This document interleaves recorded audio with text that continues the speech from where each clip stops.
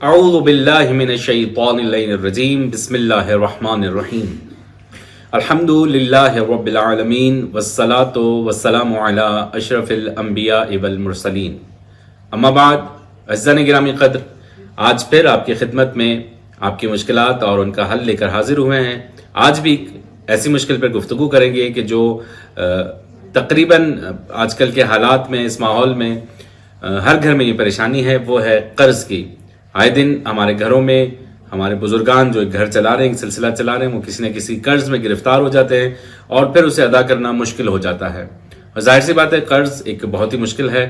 اس سے پہلے کہ میں اس کا حل بتاؤں، اس طرف توجہ دیجئے کہ امیر المومنین حضرت علی علیہ السلام فرماتے ہیں کہ جب تمہارے پاس کوئی سائل آئے تو اسے ہرگز واپس نہ کرو، یہاں تک کہ مولا فرماتے ہیں کہ کم دینا نہ دینے سے بہتر ہے، یعنی دے دیجئے۔ کوئی آ رہا ہے، کسی کے گھر پہ کوئی مشکل ہے، کوئی مسئلہ ہے اور وہ آپ سے قرض طلب کر رہا ہے تو اسے ضرور دیجئے۔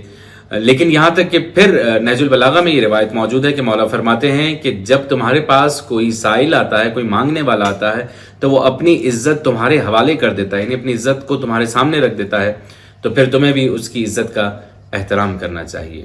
حضرت گرامی قدر، اچھے معاشرے اسی طرح ہی چلتے ہیں کہ ہم ایک دوسرے کے کام آئیں، اسی لیے دین اسلام ایک اجتماعی دین ہے۔ بہرحال قرض ایک بہت بڑا مسئلہ ہے۔